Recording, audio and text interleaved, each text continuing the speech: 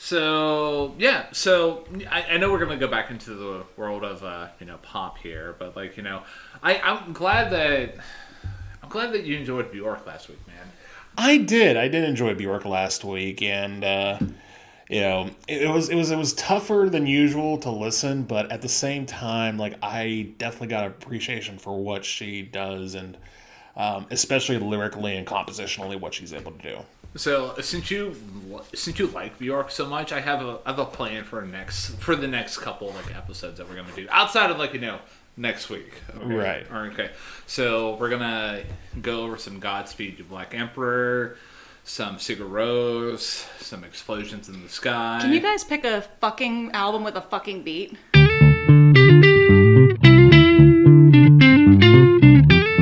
And welcome back, everybody, to the best music podcast on all sides of planet Earth, from Ukraine to Uganda. This podcast is called Hey, Listen to This, and it is hosted by two dashingly good-looking men who share the same middle name. I'm the one who looks both ways before crossing the road, Ryan James Kearns. And I am the one, the only, it wouldn't matter how many times I look across the road, I got blindsided by that intro, which was clearly prepped Matthew James Durzik. Am I wrong, by the way? No, you're not wrong. I didn't think so. So, and for this week, we are joined by a near and dear person to my heart, and Matthew's heart too. Yes. We are joined by my wife, Jamie. Hey. We'll get to the reason why we brought Jamie on specifically for this review here. But yeah, typically what we do here, if this is your first time tuning into a episode of Hey, Listen to This, essentially me and Matt look at each other every week and say, hey, listen to this. And what we listen to is albums, and we pick those albums for various different reasons. It could be it could be a classic album. It could be an album that's been in our past, and it could also be an album that's followed a certain theme for the month. And Matt, what have we been doing for the month of March? We've been doing a dive into female-led records because it is Women's History Month. And over the course of this month, we're going through some different decades and some different artists. And last week, as you mentioned at the top, we did Vonakura by Bjork from 2015. An album that, as I mentioned, I enjoyed. It was a different listen, but an enjoyable listen nonetheless. And I appreciate you pointing that out to me and recommending it, not just for me, but for our entire audience.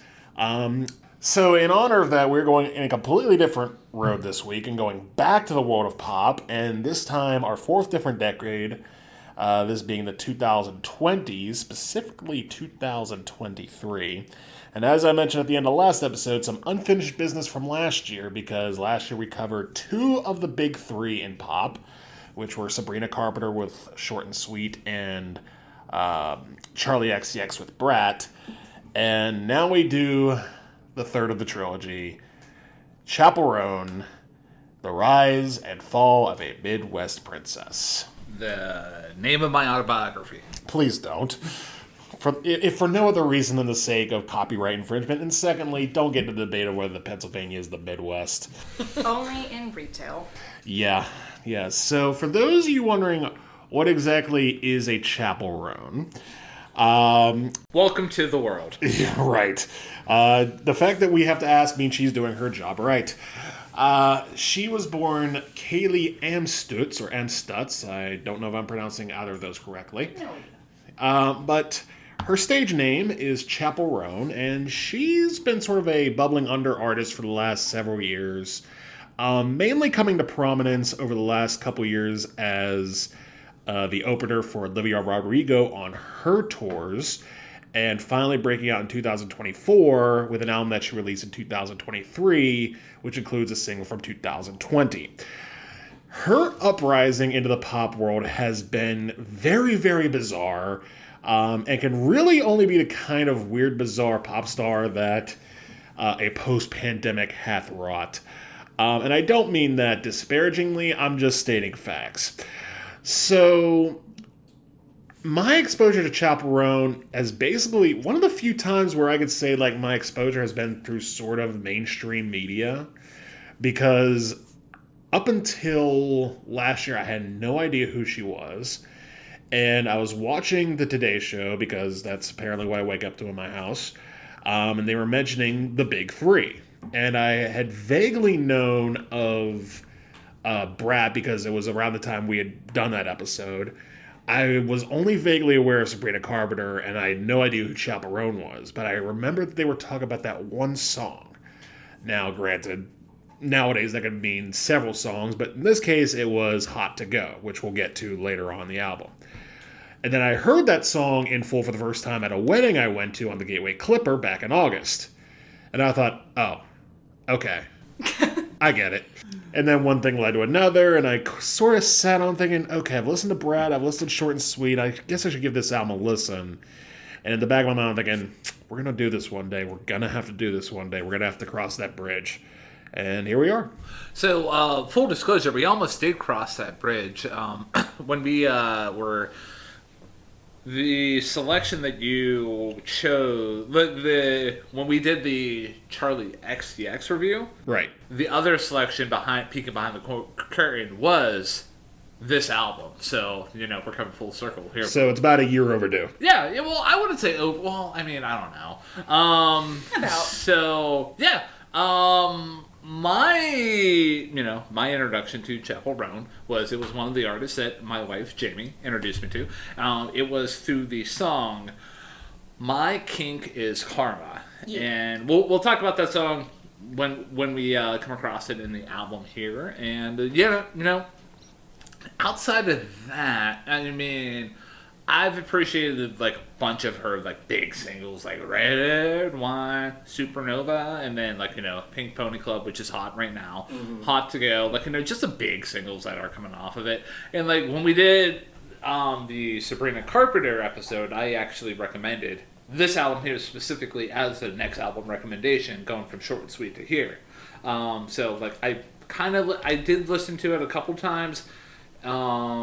In relation to doing that Sabrina Carpenter episode, but yeah, I'm pretty excited about dissecting this album here, and that leads me to my wife Jamie. Jamie, what is your relationship to Miss Chappell Roan? Yeah, so I've been listening to her for a few years now. So at the time I found her, I had to look this up because I wanted to get my dates correct, because I didn't find My Kink Is Karma as soon as it came out. It was like a month later, and the only reason I know that is because I added this and Break My Soul from Beyonce the same day, and I added that song the day it released, which was a month after Chappell released My Kink Is Karma.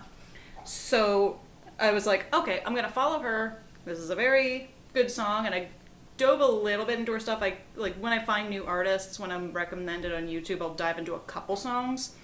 And the other songs that I found when I was in there were Naked in Manhattan and Pink Pony Club. Those two didn't stick with me as much as My Kink Is Karma, but I knew to follow this person because I'm like, I want to keep hearing this. And then I went somewhere and I heard Pink Pony Club playing in like a store, and I'm like, oh, okay. And then my coworkers were talking about it, and I'm like, wait, you're going to a Chappell Roan concert? Yeah, she's going to be headlining Pittsburgh Pride. And I'm like, I'm sorry, what? She's an artist with 100,000 followers on YouTube, and then I look it up, and she's over 1 million or something like that. And I'm like, oh. And then I look up, because the reason she blew up is the same reason Sabrina Carpenter blew up. They were opening acts for big people. Sabrina opened for Taylor, and as you said, Chappell opened for Olivia Rodrigo. So they, I don't want to say piggyback, because they definitely earned their fame with their music, but they came up similarly. It's just Sabrina was already in the limelight, and Chappell was basically like strapped to a couple rockets and catapulted to Pluto. I feel like that's a very accurate metaphor, because she blew the fuck up, man. Yeah, somebody mentioned it on a comment in one of the YouTube, I think it was Pink Pony Club. I think Chappell wanted to be, like, gay famous, which, like, the gays will treat you very well. Like, Jennifer Coolidge prior to White Lotus is a very good example. She was very gay famous. You go into a gay club and you are queen. You are known, like you will, like people might know about you in mainstream, but it's not the same way as like Jennifer Coolidge now, where like, I guess, please tell me you guys know who Jennifer Coolidge is. Oh, of course. Okay, thank God. Stifler's mom. Yeah. Okay. Among other things. Among other things. She loves a good hot dog. But yeah, I've been following Chappell Roan since 2022, which is not too far ahead of her, but she's only 27, so, and she's been making things since 2017 was the first upload I saw on YouTube. A little different than what she has now, but still, like, still worth checking out. It's like, she's younger, like, but still good for her age at that time. So, yeah. Bada bing. I think I'm ready to. I'm ready. And Craction. Yes, so right out of the gate, we start with Feminine Nomenon, and the opening to this song feels like you're entering a play, like a stage play. You know, you get those violins and that sort of very lush orchestral nature, and then her, like, vocals after the fact, like, they just, you know, reflect that, and it paints this picture of a relationship gone wrong. So that provides a great thematic introduction. And then it just sort of shifts right into this, like, very club-esque beat that I'm going to say this right now, and if I'm wrong, I don't care. But I'd be very surprised if Charlie XCX wasn't listening to this in 2023 when it was released and got a little bit of inspiration for Brat to say, hey, this kind of music is cool again. That motorcycle is hilarious every single time. Really hard to listen to when you're driving, though. You would just assume somebody's right there. You know what? You know what's funny? It's so ridiculous. I never thought about it that way. I've always considered it, because I hate that whenever commercials like have like the traffic noises and make you think, oh God, is that like around me? No, to me that motorcycle is just a motorcycle used as a musical instrument, and I love it every time. The only real knock I have against this song is the fact that it references Papa John, but I won't. Oh, dude, I love the Papa John line. I love the line. I hate the guy. I love the line. It was pre-Shaquille O'Neal owning it, though. I think that's what it is. Oh, well, yeah. But yeah, that opening, you know what it reminded me of? What's that? Love Story by Taylor Swift.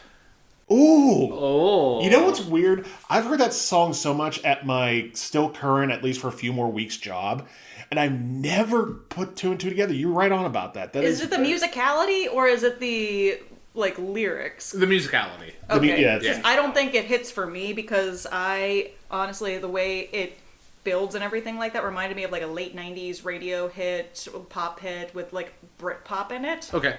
And it's not, like, Taylor Swift is not Britpop enough for my sensibilities, obviously. Yeah, and I would agree with you. Like, she's not Britpop enough for my sensibilities as well. But yeah, on the lyrical front, like, I want to see what you do with these lyrics. So yeah, for me, this is Chappell, like, introducing themes of, like, that are going to be explored through several examples throughout the whole album about, like, her bisexuality. Like, here she's struggling with, like, the... She does identify as a lesbian now, I will say. I don't know what she identified as at that time, but currently she does identify as a lesbian. Within the context of this album, that does make it that does make sense. So yeah.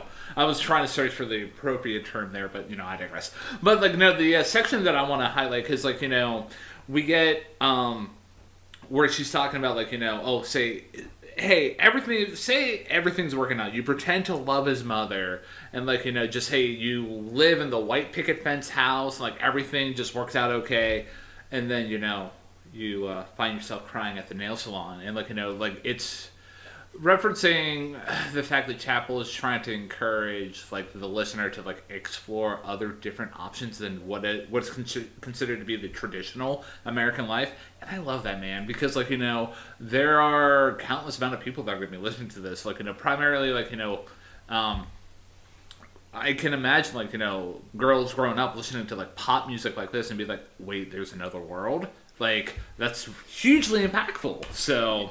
See, I didn't think she was talking about her own relationship. I took it as she was talking to a friend, like about their relationship, because she very much feels like she's... Because when I thought you were talking about themes, I thought you were going to talk about the theme of oral sex throughout this entire album. Because she talks about it at a certain point. I forget what the line is because I didn't write it down. I know which line you're talking about. Thank you. I don't know if you have the lyrics in front of you to... I don't need them. I know which one you're talking about. Go ahead, just... It's the, in the passenger seat and you're eating me out? That is Casual. Yeah, that's in Casual, yeah. Oh. There's definitely references in this song. I don't think it's exact. I think that's why I have oral with, like, question marks in my notes. But it feels like it's the sort of thing when the point, especially in your early 20s, when you have a terrible one-sided relationship in a normal hetero, like, couple, where the woman is done and is like that over men sort of thing, especially when the guy is selfish, especially in the realm of oral sex, and they want to be pleasured in that sort of way, and men don't always know how to because they feel like it's a foreign land, whereas that sort of thing the other way around is kind of obvious. So it feels like it's that build-up sort of thing where it's like, okay, I'm on your side, I'm walking you through it, now we're just gonna go hit the club, give me that fucking beat. Drop. It did remind me that we got to talk about the bridge at least for a second, because it's a great bridge. Yeah. Yeah. This is what Sabrina Carpenter was trying to do in all of her screaming bridges. Yeah. This is what I wanted her to do the whole time. Yeah, no, it was just a very and then that probably sent it over the edge for me a little bit, because full disclosure, I do have a top 3 and a bottom nothing, and this is in my top 3 at number 3. Because it's just, it was a tough choice between this and a couple other songs for it being 3, but it was just a really, really great and powerful introduction to this album, not just lyrically, but musically as well. So for me, this track is not in my top 3. I have a top 3 and a bottom nothing as well. Hey! I probably have a top 5, and I actually do have a bottom 1. Here's the only reason it's going to be a bottom 1 is because I know she can do better. Ooh, okay. I'm excited. So, let's boogie on over to Red Wine. Supernova. So, yeah, what a chorus. Yeah. Dude. Yeah. Like, we, in the previous track, we get a very solid chorus, but here, this is where, Miss Roan is just like, saying, hey, this is pop music. I know how to write a fucking chorus, and this is a great example. Like, talk about that chorus. One little detail that I really did appreciate in the song, in the chorus, was when she's like, all right, let's pick it up now. Like, that's such a great moment. Like, that probably plays so well over in, like, the live setting of the song here. And, yeah, like, sucker for the call and response dynamic in the verses. Like, Matt knows that that's a musical kink of mine. Yes. And we haven't gotten to that song yet. Oh, it's coming. And then, so another moment that just made me completely just kind of laugh is in the second verse, she's saying, want me to fuck you? Baby, I will, cause... Oh, come on. I really want to. Yeah, there we go. Thank you for picking that up. Like, that's a hilarious moment for me. But yeah, Red Wine Supernova is a fantastic song. Yeah, I agree. Like, this did not land in my top 3, but I do agree that it is a great song. To me, there were 3 tiers of songs on this album. There was the top 3, the second tier, which is, I will call the great song bucket, and then everything else. And this falls into that great song bucket because there's really not a thing wrong with it. The chorus is great. The lyrics are pretty good too because there's a bit of a sort of tension between Chappell being flirtatious and, horny on main mixed with this thought in the back of her mind, like, do I really want to do this? Is this the right move? And realizing that it very well cannot be. And I agree with you wholeheartedly that live feel of, let's go again on the chorus just adds that little, just beautiful moment to it. Like if this was a top, 5 song maybe, I don't even know if this will crack my top 5, honestly. Like, that's how many good songs are in the great song bucket. To be fair, this is amalgamous, because I've realized this just listening to it forever. Depending on what your mood is and what stage of life you are, you can shift that top 3 around. You can listen to one of these more than others, depending on what your vibes are. I mean, I've done that with a lot of albums. I've said on the record before, my favorite song from The Queen Is Dead by the Smith wasn't even my top 3 when we did the episode. So things can change pretty quickly. But no, I like the acoustic guitar on it. Does add a nice bit of flair. And also, how I mentioned that Charlie XCX was listening to this song, I bet you Sabrina Carpenter was listening to this one. Because there's a couple of songs on that album that I feel probably lent its sort of ideological nature to this. Mm-hmm. Yeah. The name definitely is inspired by Champagne Supernova, which the concept came from the song, but it's the idea. I had to go to the Urban Dictionary because I'm I know how to use this, but I don't know how to, verbiage is it. But it is a fleeting nature of fame and youth, or a sense of escape, which, considering it's basically the idea of, a fleeting relationship and how things feel when you're young and finding someone that, meets your type and trying to be super cool about it. When she says, want to come over? I have a California king. Okay, maybe it's a twin bed and a roommate. That's something you're trying to be cool about it, but no, I really don't have a really big room. I really have a twin bed that might fit us, and my roommate Sharon might come in. But you're trying to be cool about it, and the fact that she uses red wine, which is cheaper than champagne, because when you're 22, you definitely are not going to afford champagne. You're definitely going to get that $5 Trader Joe's wine instead. So I love the idea of taking it and suiting it to the situation that she's in. She's not heroin chic. She's I don't know, $5 wine at Trader Joe's. Honestly, you saying that actually kind of made me think, because to me this felt like a song that thematically could have kind of fit in on an album we talked about a few weeks ago, which is Jagged Little Pill. Yes. Yeah. This very much could have fallen. To me, this almost sounds like what Not the Doctor should have been. But no, I think this. You're right, Jamie. The whole trying to be as presentable as possible without being as bullshit as possible. That's the charm of this song. Yeah. And I love the line, "Fell in love with the thought of you." So you don't know where this relationship is going to go. You love the idea. I know that you and probably most of your audience haven't seen The Holiday. When Cameron Diaz is breaking up with her boyfriend, she says, I don't think you love me. You love the idea of me, but not necessarily me.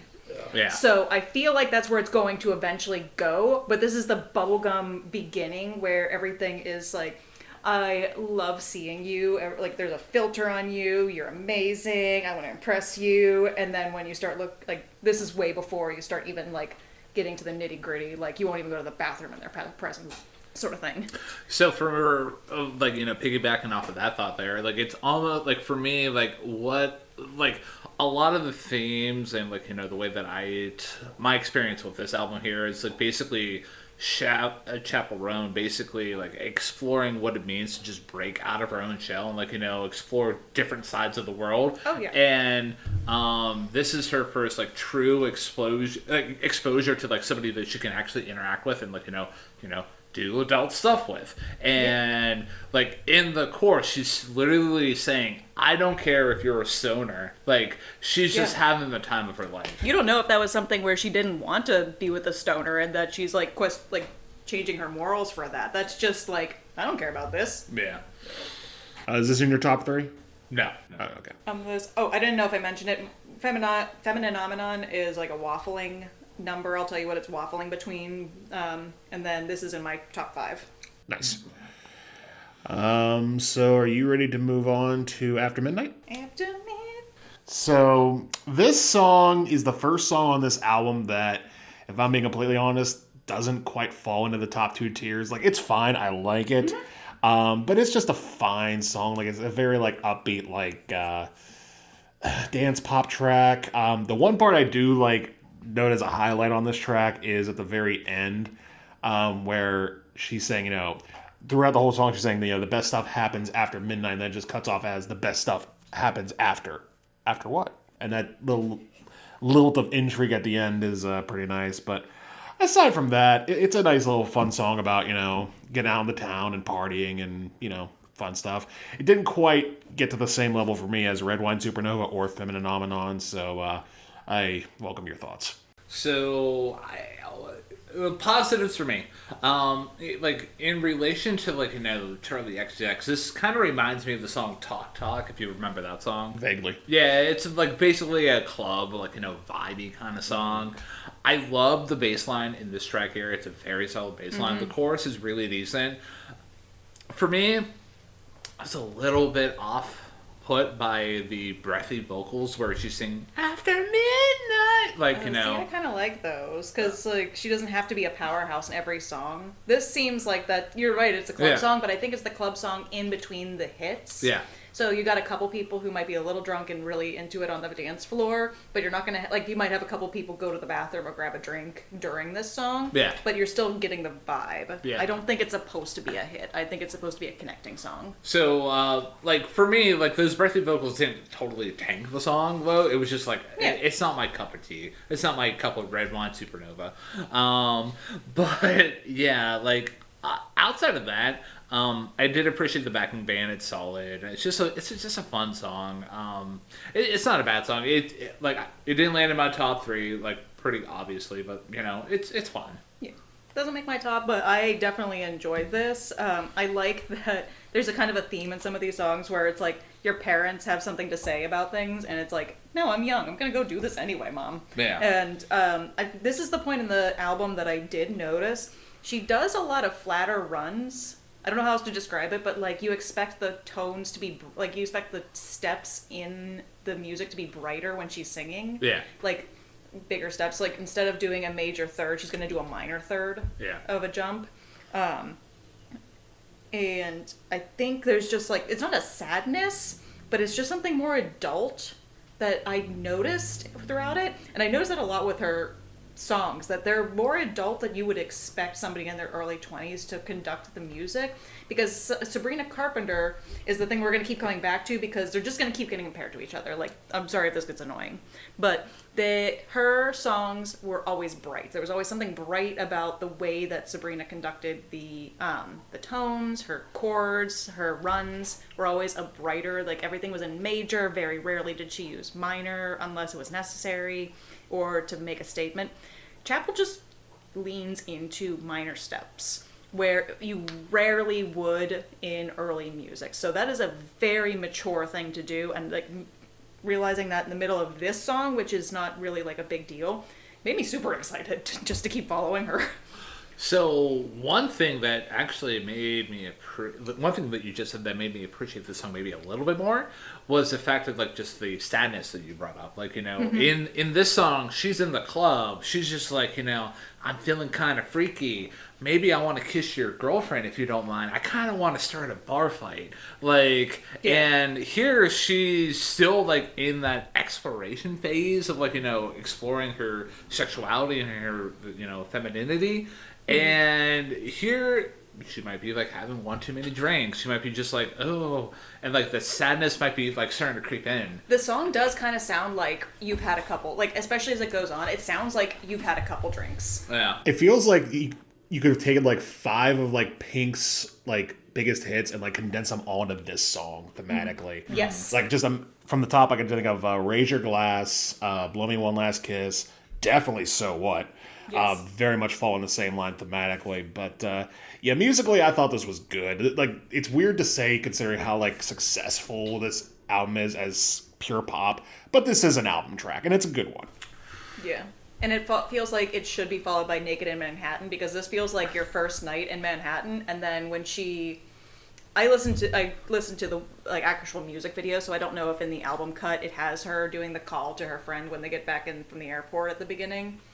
But she is waiting for somebody to come into Manhattan afterwards, so it feels like After Midnight's her first night in Manhattan and having fun with it. Naked in Manhattan is having a couple days being like, I'm gonna try some stuff while I'm here. I had a really good first night. We're gonna keep this up.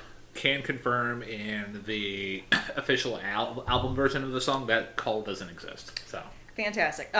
So just for context, then she calls, I guess, it's like, hey, it's Chappell. I know you just landed, but call me when you're here, sort of thing. That voicemail does exist in Naked in Manhattan, though. So not in. Oh no, that's what I meant. Oh, okay, sorry. cool. I don't know if I said that correctly. No, it's all good. Cool. Anyway, unless you guys have anything else to say about After Midnight, we're moving on to Coffee. So it's a little bit slower. Yeah. Mostly piano. This is one of two songs that reminded me that she would have grown up during Girl with Piano and Guy with Guitar sort of era. And it feels obligatory the same way as like Hilary Duff needed to put some like Tori Amos or Taylor Danes in her like album sort of thing.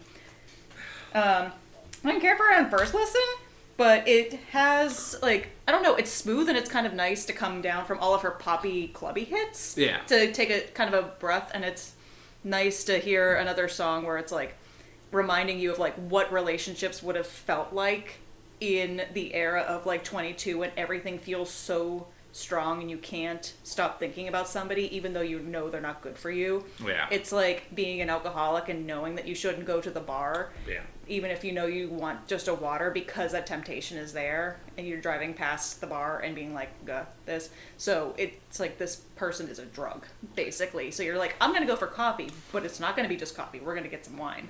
So I like this song a lot. Like, it's not in my top three, Okay. but like for the contrast of like, you know, that you clearly, that you kind of alluded to in the chorus here, where it's like, I'll meet you for coffee because if we have wine, you'll say that you want me. I know that's a lie. So like, you know, people think of like coffee as being like something that wakes you up and like, you know, just kind of grounds you. And wine is just something that kind of just lets you loose and lets those inner desires take hold. Like, I love that contrast there. And here, like this is a very sincere song about like, you know, Chappell Roan trying to like, you know, get closure or just meet up with an ex-lover. Mm-hmm. It's not exactly 100% clear what the intention of the meeting is until the end, where like it essentially just does a fake out, be like, you know what, we're not gonna meet because it's a bad idea. So yeah, I just love the simplicity of it. Like, this track again did not land in a top 3 spot for me, but it's one of the it's one of the tracks here so far that genuinely surprised me, because like, you know, prior to doing this review I didn't know about Coffee. I mean, as in the track, but but yeah, it's a fantastic track here. I forgot about this track, to be honest. As somebody who has been listening to her, it wasn't listened to on YouTube, so either I listened to it and forgot about it, or just didn't realize. I only vaguely remembered it because I listened to it a couple times last year, and then when I came back to it for this review, like, I again was kind of like knocked back by it too.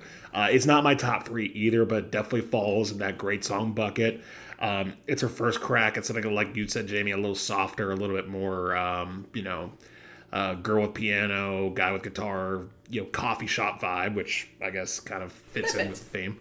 I love the line, "Every place leads back to your place." Oh. It's she's so good with just like little things, and you know it hits you right in the gut because you remember exactly that time when you would make sure on your way from work or something, or the grocery store, where you would purposely drive past that person's house and see if their car is there, even if you did nothing about it. It just felt like you needed to.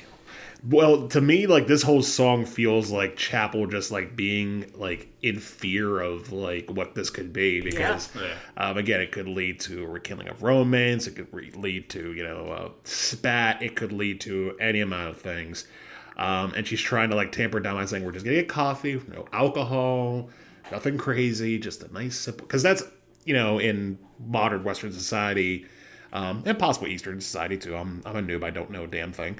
The idea is that getting coffee is a lot more casual. That'll make sense in a second. Oh, it will. It's a lot more casual and a lot less, involved than like getting dinner or getting, drinks. So she's trying to like sort of compromise and then realizes, like you said at the end, Ryan, she can't. Like, there's no compromise because any compromise opens that door. When you give someone an inch, they'll take a mile. I really like this song a lot, but just didn't land in my top 3.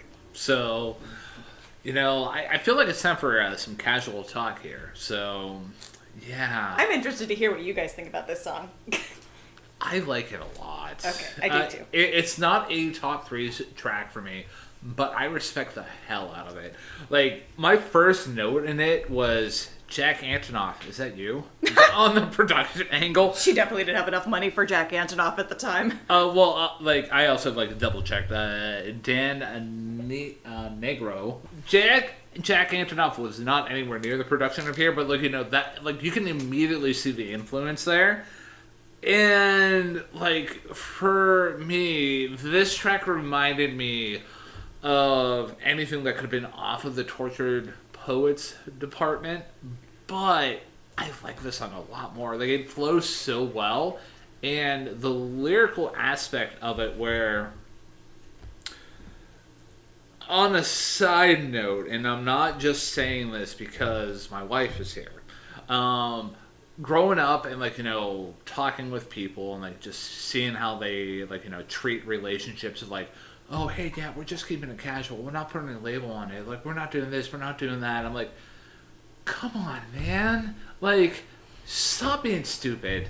You're either in a relationship or you're not. And, in this specific circumstance here where, the story that's being told, where it's just one guy kind of taking advantage of a situation with Chappell Roan and, basically, she's putting her heart out there, and just being hey, we're going through all this physical stuff, but you're not taking it seriously. That is an excellent exploration of at least from my understanding of somebody's mind that could be going through that. But yeah, I like it a lot. I want to clarify something before Matt or I go on.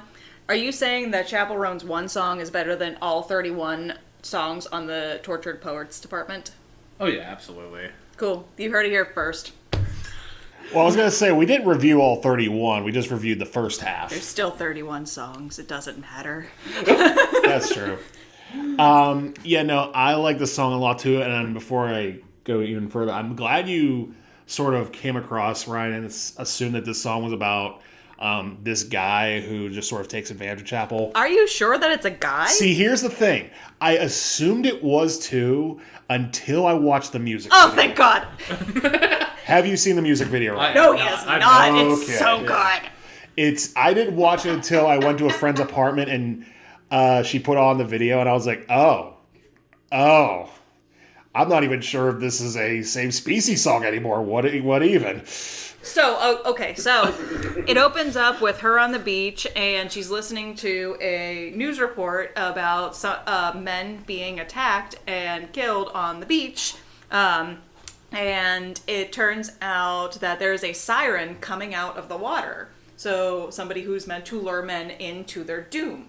So she gets attracted to Chappell because she's designed to lure in men. She doesn't know what to do with this woman that she's luring in.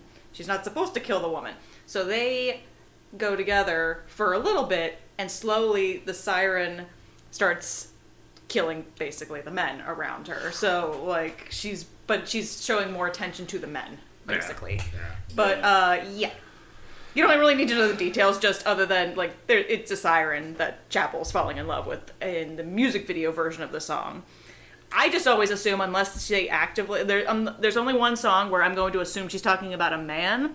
We'll get there when we get there. But I continue to assume it's a woman every time that we talk about. It sounds like she's talking about her relationship. Yeah. But aside from that, the wariness of her vocal in this song meshes perfectly with the hypnotic backing that producer Dan does a great job of putting down. The music is so hypnotic. That bridge where she's saying, it's hard being casual. My favorite bra is in your dresser. Oh. And then she says, I try to be mature about it, but in actuality, I'm not. Yeah. And then when it cuts out and it goes into that last little, like, oh, so good every single time. I love on the final chorus when she switches out, 2 weeks in your house in Long Beach to Long Beach house. Love that twist. And the way she, sort of empties the tank out vocally on the last verse without really straining herself. Yeah. This is in my top 3. It's number 1. It's my number 1 favorite song on the album. I feel like that makes a lot of sense for at least like your sensibilities. Yeah. I think we talked about most of my points. I love how the song itself sounds casual, like as if like she didn't put a lot of thought into it, but she put a ton of thought into how that everything is structured, especially the vocals. I love how it like references like I'm just a girl that you bang on your couch. You don't have the decency to go to the bed. Right. Like, especially if you have a place. We already talked about she has a twin bed. You can go into the twin bed. She doesn't have a California king, but she sure as hell can take you from the couch to the bed at least. And the fact that the contrast of being casual, but like these things in the chorus she's talking about that don't feel casual. The idea, again, of being young and you want to feel like you're the cool girl. You can have a casual relationship. You can have an open relationship. But some people are just like built to be monogamous, and sometimes your brain doesn't understand. Some people's casual line is different than others. And if you're not communicating, and it doesn't sound like in the song they are, because she wants to appear like the cool girl from Red Wine Supernova. So this feels like the song that comes right after Red Wine Supernova, like if you don't communicate in that first song.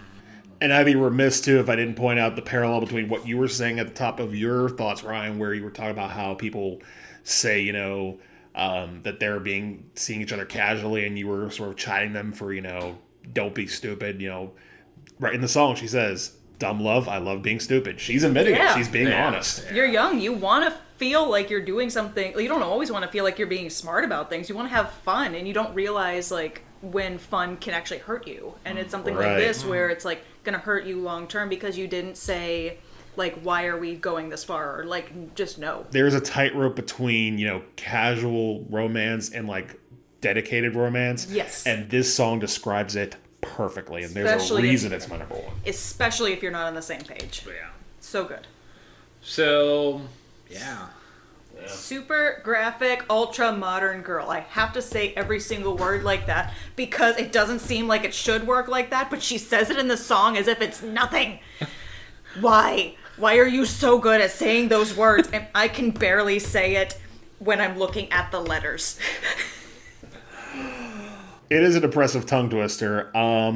And honestly, to me, like more so than Feminine Nomenon, this sounds like a Charlie XCX song, and I mean that very complimentarily. I want to ask you before we go too much further, this sounds like it's sampling something from the 90s. What does it sound like? It sounds like there's a song, I don't know what it is. Okay. The only, I know this song, like the reference I'm making isn't from the 90s, but like at least starting out of the gate, I kind of got, can I get a selfie vibe? But no, like definitely. I'm talking like it definitely sounds like something that was on the radio in like the 90s and was like played or. The only thing that comes to my mind right away is something like "Show Me Love" by Robin, but that's a bit of a stretch. Like this is the point where I could definitely tell. Eventually, in hindsight, it definitely was more obvious. Chappell likes to wear her like references on her sleeve, and this was one of them. There's definitely a vibe of other songs that are in there, and I would love, I will comment on the like YouTube video of this if I ever find out what I'm thinking of, or if somebody wants to let me know, please give these guys a comment, and let me know. It's going to be more for me. I don't care about this video doing well. Please just let me know why I feel crazy and why this feels like a sample. But she wears her references on her sleeve, but not in a way that like how I was annoyed with how Sabrina Carpenter felt like she was wearing her references on her sleeve. This feels like when you use a sample and you elevate it versus when you are just recreating like Dolly Parton, Cher, all these other like brilliant artists, and you just were like, oh, I watched a lot of like Dolly Parton growing up. So Yeah. sorry, bad segue. No, Anyway. no, it's all good. So, yeah, I fucking love this song. Top three? Really? Yeah, it's a top 3 song Okay. for me. Wow. At number 3. So, for me, like, it's Chappell's ability to really show her range here. Like, you get that party girl sass that happens at the beginning, like, at the spoken word parts, and then, like, that chorus that just grabs a fish and just slaps you across the face with that fish. Like, oh my goodness, that chorus is just so good. Is it because they call out boys being hyper mega bummer boys? Oh, I don't even care about the lyrics. Like, No, they slap you across the face because they're calling you hyper mega bummer. no. For me, like, whenever I've listened to the song, like, on the multiple spins I've done of this record, like, I feel like I can just run through a wall and, like, whenever this track is playing, it's just so good. Like, for me, like, I don't want to say, like, this is a track that I can turn off my brain and enjoy it thoroughly, but it's just so infectious that my brain doesn't even engage. My body just, my body and my spirit just engage, and I'm just like, oh, yes, I'm a super graphic, ultra modern girl like you. You know what? I respect that. It's not in my top 3, but I do like it quite a bit. I'd say this falls comfortably into the second tier of great song bucket, because you're right. That chorus is really strong. The lyrics don't matter that much, honestly. No. But I do like that spoken word opening. Again, it does feel like something that Charlie XCX was listening to in lieu of Brat. I'm not saying that Brat exists because of Chappell, but I'm also not saying that. Yeah, no, I can't add too much more than what you've added, Ryan, and you, Jamie. It's a solid, fun song. I like it. Yeah.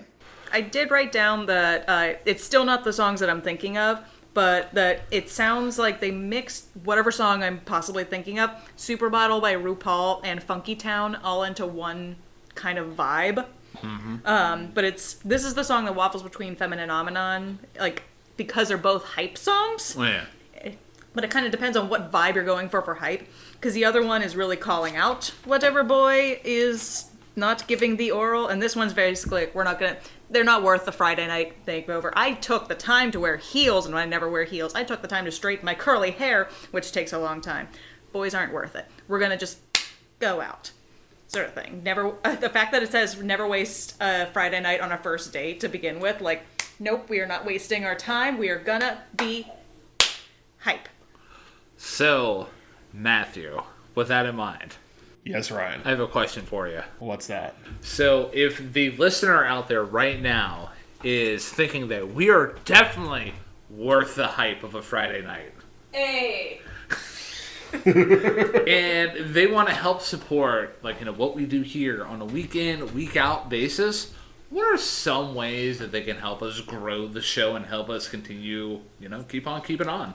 Well, they can start by appreciating the fact that you pulled the trigger early on the ad read to to take advantage of that perfect transition. Kudos to you. But secondly, and more importantly, they can support us by following us on any of our platforms. We have Pocket Cast, we have Apple Music, we have Spotify, and a couple others I'm probably not even mentioning. Essentially, wherever you can listen to a podcast, we exist. Basically. No purchase necessary. No purchase necessary. And if the listener out there is, saying, hey, you don't exist on XYZ chromosome podcast for ducks, okay, let us know. Yeah, but in lieu, we are also not on X. We are on Facebook. We are on Threads. We are on Instagram. We are on Blue Sky. And we're on YouTube as well. So if you like following us on YouTube, you can go ahead and like, subscribe, and comment. I know I didn't say in the right order. Screw you. And if you're listening to us and you think you might know someone who really appreciates what we're listening to, by all means, tell them, share it on your socials. And also, if you want to reach out to us directly, you can reach out to us at tthaylisten@gmail.com. That is our email address. You can tell us what you like, what you don't like, any recommendations you might have for us. And again, to all who have done this so far and continue to support us, thank you, thank you, thank you, thank you. We're just two guys, and in this case, two guys and the one guy's wife. And we're just doing this for fun, and we appreciate you coming along for the ride. So yeah, the next track, man. This one. It's pretty hot to go. It's very hot to go. And yeah, I'm just gonna start the discussion by saying that this landed in my top 3 as well. Oh, did it really? Yeah, it landed at number 2. Number 2. And you want to know why? Why? So like outside of like the chorus and like everything other, all the other notes that I can have about this track here, whenever I was listening to this track for the first time in terms of like detailed note taking here, I wrote down, man, I really like this beat. And then I swear to God, I swear to Sidney Crosby that the very next line I heard Chappell saying was, "Baby, do you like this beat?" And I was just like, oh, kill me now. Like, oh my goodness. Like that personal relationship that I had with that, like, full disclosure, Red Wine Supernova, Casual, a couple of the other tracks that we're going to be talking about here, coming up here really quickly, could have crept into my top 3, but because of that moment that I personally had with this track, like, I was just like, I have to make it a top 3 for me. You know what? Honestly, it was so, like, neck and neck close between this and Feminine Phenomenon for the number 3 spot. And there were points where I was flip-flopping between the two, but this just got beat out. This would, like, easily be my number 4 because it is so fun. And for full disclaimer, for those who are wondering, no, I am not keeping this out of my top 3 for the sake of my girlfriend. I'm allowed to have my own opinions. She hates this song. She mocks it every single chance she gets. To be fair, it is everywhere. It is. It can be overplayed quite a bit. It's basically the Millennials YMCA, which is totally fine. To be fair, she the music video starts with her teaching people how to do the motions to the song. Right. So. But no, like you crank this up in the car and it's a great time. Yeah. And it while the lyrics don't mean a whole lot, and that's also another reason why I just squeaked out my top 3, they're fine. They're good. I like them. And the one thing I did note, and this goes back to something you were talking about a couple songs ago, Jamie. I want to say it was either on Coffee or the one before that. It was After Midnight, where she has like these musical moments where she goes in these weird like key changes or like sings in like tones you wouldn't expect right before the first like HOTTOGO, the lower one, not the big chorus. You can hear that when she's saying, "When you're doing it with me, you can hear the slight difference, and one feels a little like lower than the other. Like, I really appreciated that too.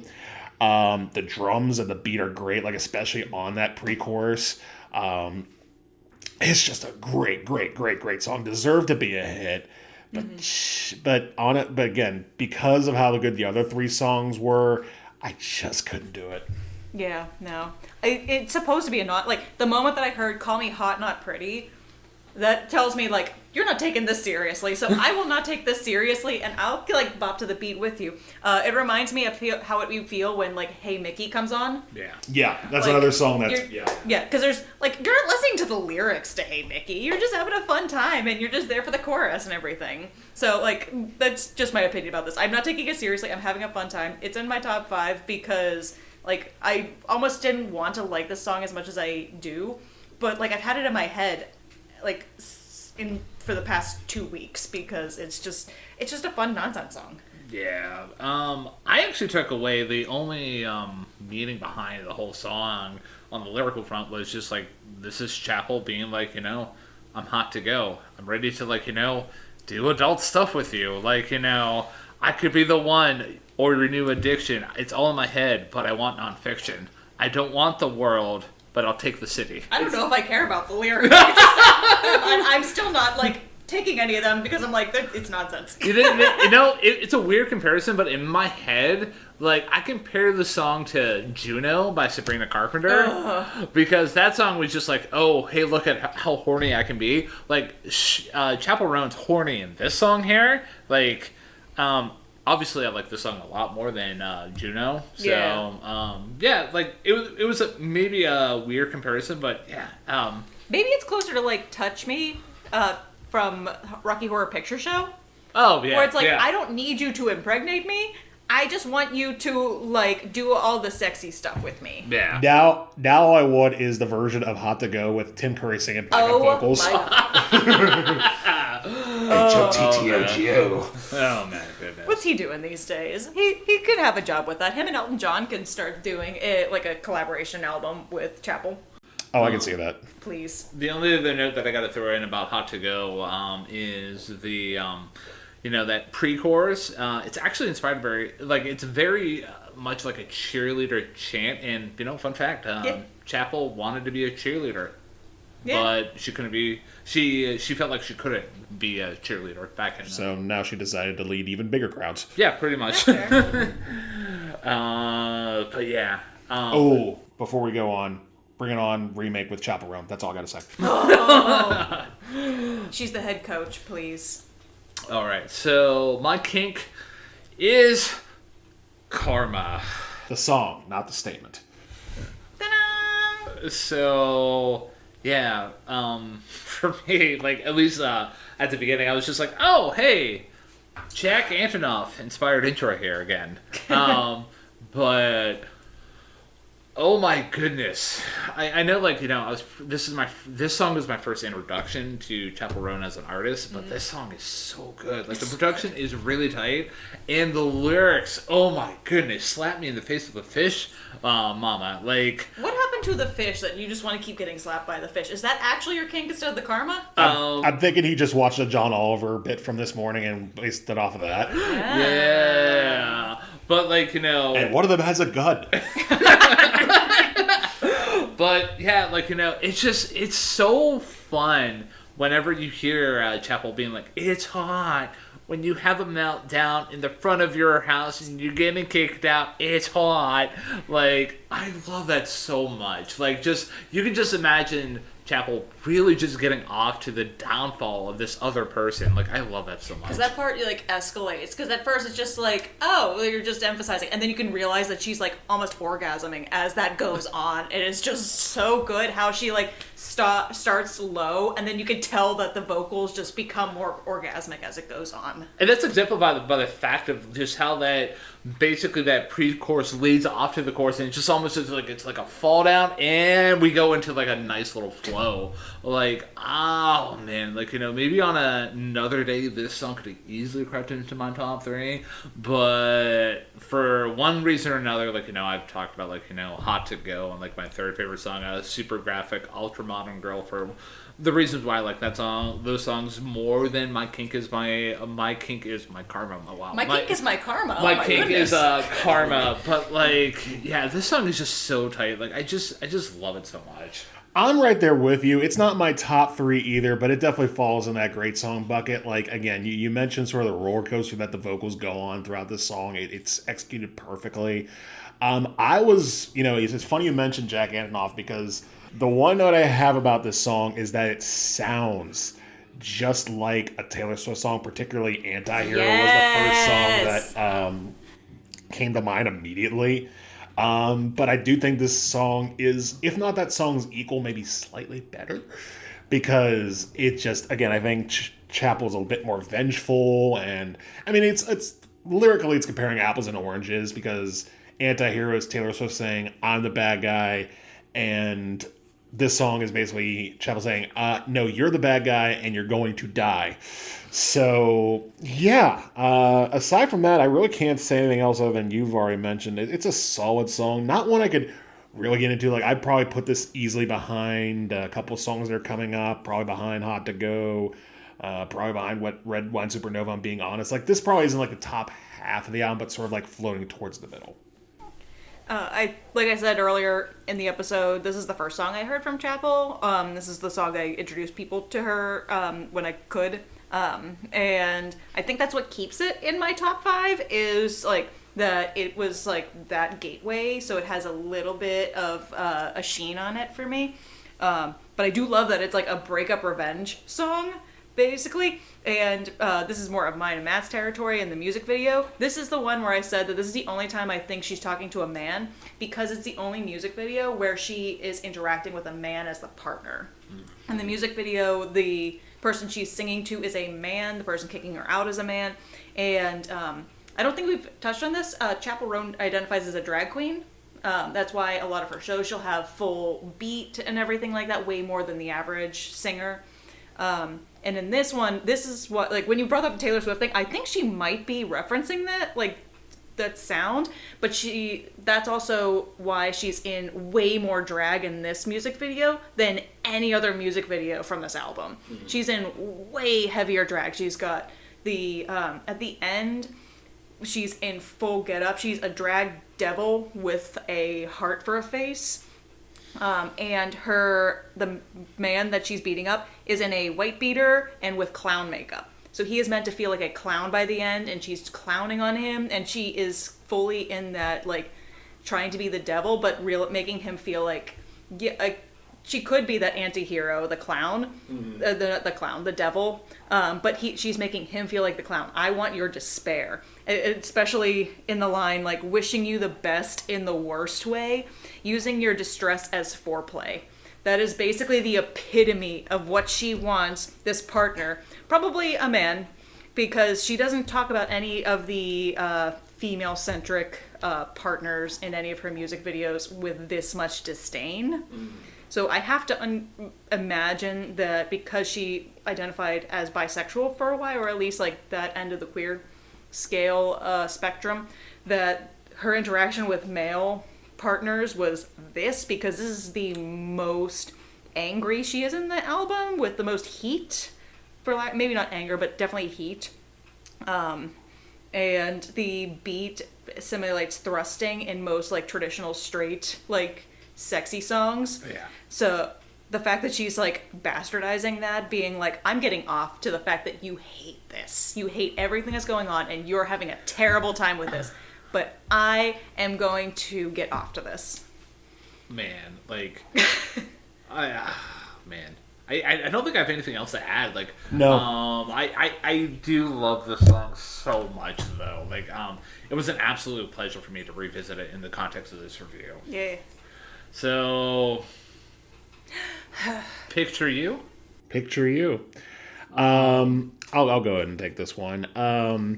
Yeah, this song. Honestly, like, if there was any song on here that came close to like being a country song, it might be this one. Yeah. Not like in a traditional like yeehaw or like what Sabrina Carpenter did on Slim Pickens. Like, this is more like it has sort of a sweep and ease that feels like very country-ish, folkish, acoustic guitar-ish. Sweeping ease is a really good way to describe this. Yeah. At least musically.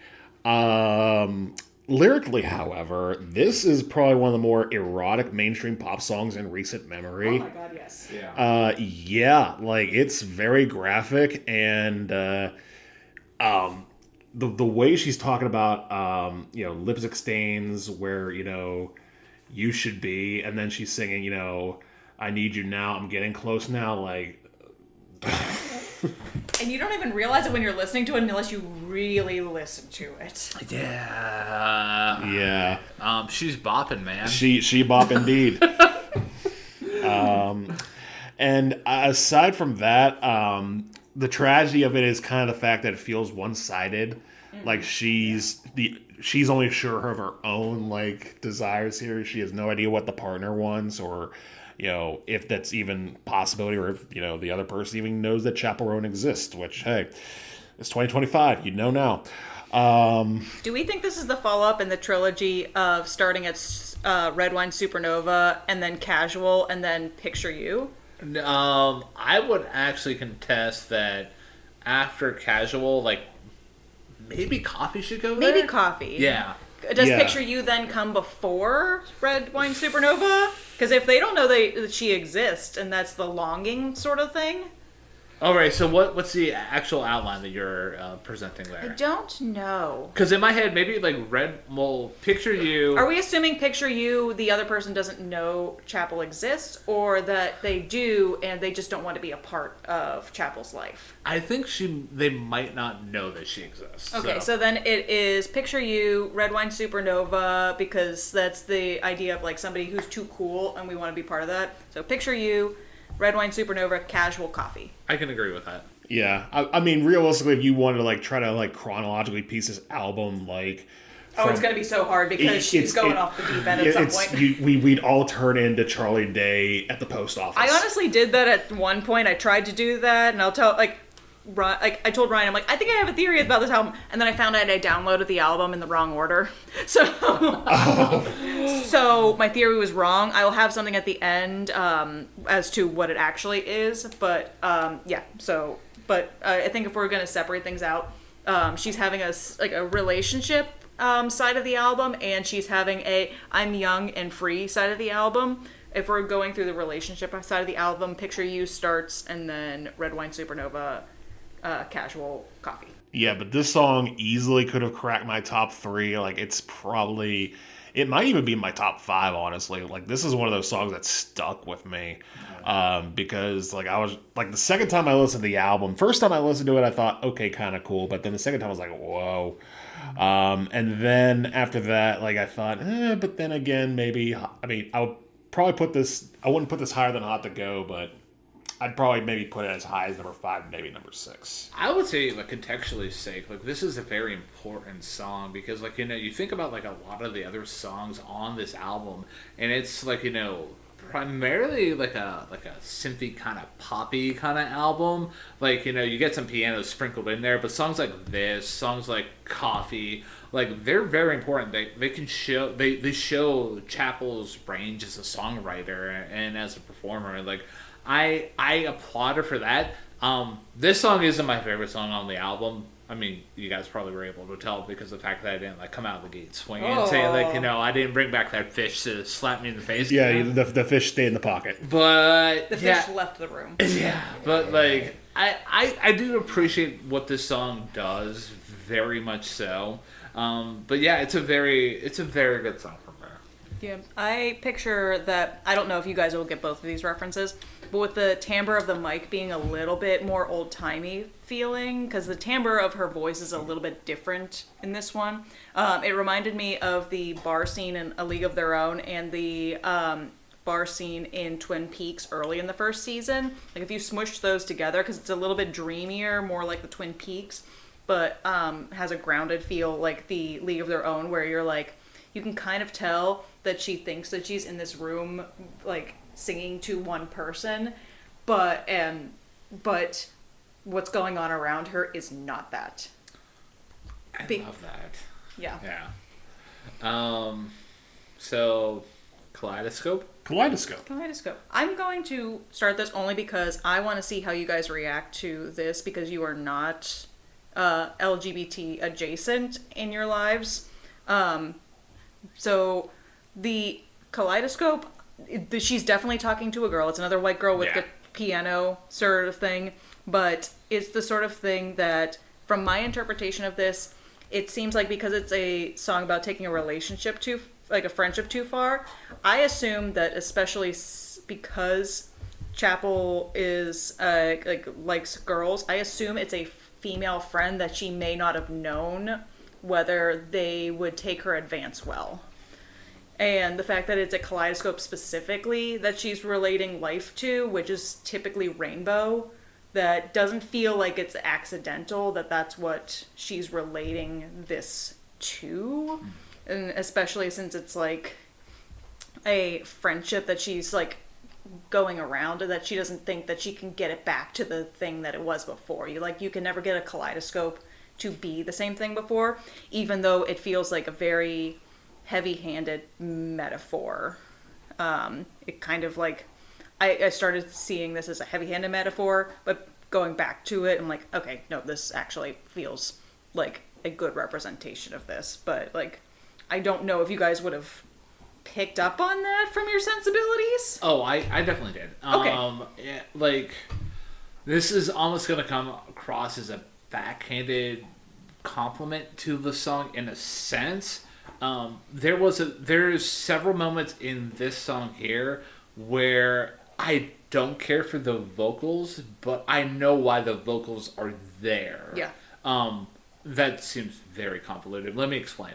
So the vocal part that I'm mentioning is the fact that where it seems like she's losing like the gusto in her voice, where it cuts out, just like it goes into that breathy vocal again. Yeah. But I realize that is intentional because it's exemplifying the shift of like one, a kaleidoscope, and two of like, hey, we're gonna kind of cross the line of like, okay, hey, I know we're friends, but I kind of want to kiss you, and I kind of want to explore that relationship a little bit more. But it's okay if we go back. But for me, the vocal performance and the way it was executed, maybe I would have done maybe kind of like a tension and a release kind of thing, as opposed to like just how the vocals just sounded, because it didn't land well in my ears.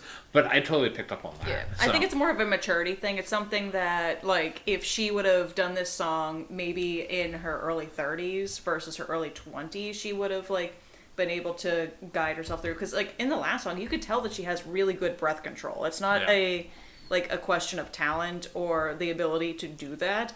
I think it's just that she thought she was making a vocal choice that fit the song, whereas having the maturity to understand her vocal range and what you can do with that and what you don't have to convey that. You don't have to make everything a metaphor. Yeah. And before Matt goes on, to be fair, the very last review that we did was Bjork, and like she's much further along in her her artistry and her ability to compose her sadness and her human experience. So it's just what my ears were accustomed to. I do respect the song for what it is. It's not a bottom track. I don't have a bottom track, but it definitely did take away from the experience for me. Sorry. That's okay. Honestly, if I'm I don't have a whole lot to say about the song that you guys haven't already mentioned. Because this song, I didn't really pick up on the tension that you were talking about, or the breathiness of the vocals that didn't land well on your ears. Like, it landed fine on my ears, but this track, if I'm being honest, didn't really stick out to me a whole lot at all. Agreed. Like this is an album track for me, and this is the first album track in 20 minutes at least on this album. So kudos to Chappell for that. It sounds fine, but I think it's so in and out. Like you kind of like you were talking about, Jamie. It's very White Girl with Piano, or very sort of very acoustic. And coming off of Picture You, to go from sort of sweep and ease to something even softer than that. Especially when you had the stuff like Hot to Go Her, it's just kind of what's going on here? Where did beat go? Bring back beat. But aside from that, it's a good song. It's fine, and I will say on the second listen for this review, it did get better to me, but not enough for me to oh yeah. I was just no, this is good. It's fine. Again, at least from my cis white male brain, this is a very important song to exist on the album. So yeah, oh yeah, it's one of those ones where you have to just get out the feels. Yeah. Speaking of very important songs to exist. Oh my! What a song that has a big burly man dressed in heels. He picks up a fish and just slaps you in the face with it, man. He left the room to go get the fish. So at this point, I'm assuming this man is just taking a whole barrel of fish and just smashing it on. It's actually just one of those singing fish that are mounted to the wall, and he's just slapping you with the whole mounted fish, and he's singing to you the whole time. So one image that came to my mind is specifically with the intro of Pink Pony Club that I want to share with you guys, because you guys are going to get this right off the gate. It reminded me of that clip that we've all watched a bajillion times of Daniel Radcliffe, where he's singing "She'll Be Coming Around the Mountain." At least at the beginning with the piano, and basically with I'm deflating, and I'll tell you why in a second. So It just seems like it's just a very sweeping, like, oh, hey, this is where we're at, like, oh. No, he's talking about from like the Miracle Worker, the point where he that's like, I thought you were going to say the same thing I did. The start of this is a reference to "I Will Survive" by Gloria Gaynor. Oh, yeah, Because okay. that is one of the most popular songs to lip sync to in a gay bar, and this song is about finding a gay bar. Yeah. So. And this is the oldest song on this album, by the way. This was released on April 3rd, 2020. Oh, okay. That's one of the things I love about this song is the fact that it was released in 2020, evaluated by like critics in 2021, got on the album in 2023, became part of the album that hit big in 2024, and to the top 10 right now. I love how albums are created now, where it doesn't have to be like you have to wait till the album drops for everything. You can sprinkle your nonsense everywhere on the internet and then put it together because you were put it like just what you were feeling at the time. You're gonna just blop it into an album, Yeah. and you were just sprinkling your feels all across the internet. Wow. I love it. But yeah, this song, I'm just gonna come out and say it is my favorite song on the whole album, and it's for the fact that it has like every aspect that I'm looking for in a song, like at least within the context of like this album here. Like you get excellent song structure. Like every part is clearly defined, and you get switch ups. Like like the first switch up that you get outside of that piano intro is where she's talking about like her mother screams, like, "Oh, what have you done? And you're at the Pink Pony Club." But even the song doesn't scream. It actually comes down at that point. Yeah, which yeah. is great. Yeah. It just gives the like mom a solo moment, as if like mom is just alone on this big old stage with a spotlight. That's Yeah. it. She doesn't even get the glory moment of being in the bar. Am I okay in calling that an anti-drop that works? I'm going to say that's an anti-drop because everything's taken away because it's supposed to be a moment and you feel like the chorus is going to drop and it's just mom on the stage with nobody else and a spotlight and nothing else is going on around her. Yeah. And then as soon as the anti-drop like eases up, you get the biggest drop. Oh, that chorus is so good. And I'll say this. The first, it really didn't hit on me, and I'll admit there's a little bit of peer pressure as to why this song is so high for me is because, and I spoiled this to you last week, and I apologize for spoiling it again, but Todd in the Shadows named this his number one song of 2024. Even though it didn't quite hit the top 20 yet until after he had put it there, which is funny, but that's a whole nother barrel fish. So yeah, I gave the song a second listen and then a third listen, then a fourth listen and a fifth listen and a sixth listen to the point where I'm just like, yeah, no, I get it. I get it. This song is just that good. Now, why is this number 2 and not number 1 for me? Well, there's a couple of reasons. Number 1, I think Casual is a better song. Maybe not musically, because I think the song might be a little bit better musically, Pink Pony Club. But Casual, I think, has more thematic elements that are closer to the album, and it's like musically equivalent. And secondly, I think the reason Pink Pony Club didn't land on my ears until like the third time around listening to this album or the fourth time is the fact that it's coming off of 2 softer songs. So it kind of just blended in at that point, so it had a lot to rise up from. But on its own, it doesn't need anything to rise up. It is just that good. I do have to agree with you. It takes a couple listens because this was one of the songs when I first found her that I listened to, and obviously my Kink is Karma was the one I landed on. But I didn't appreciate what this was until listening back to it a couple times, and especially since I don't think I appreciated that chorus. And I think the thing that really drives people back to this, they don't care about the half of the song until a couple listens later, but that chorus will bring you back in so quickly. Yeah. One incredibly minor little detail that I picked up in that chorus there is the interplay between there's 2 synth lines that are complementing each other so well. Mm-hmm. You get the offbeat synths and the other synth just coming in, just completing that so well. For me, I'm always kind of gravitating towards those little moments, and yeah, dude, I can't deny that. And also, another musical kink of mine is where a track completely stops its momentum, and in the bridge, we find that. Like, that bridge is just so great, where just everything just basically stops, and it's only to build it back up. And it's basically, at that point, Chappell's acknowledging the fact that, like, you know, hey, like, you know, I've explored who I am, like, you know, I'm dancing at this Pink Pony Club, like, I'm fully exploring who I am as a person, but, like, you know, I'm not forgetting where I came from, I'm not forgetting my family, but this is who I am.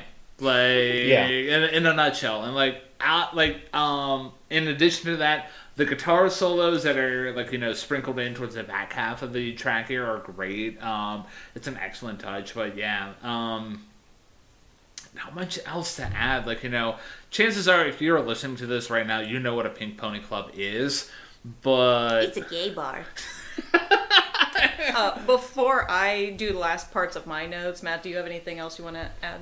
Not really. I mean, this song, the only other thing I'll add is that the way the harmony's kicking on the final chorus and elevates it is so good.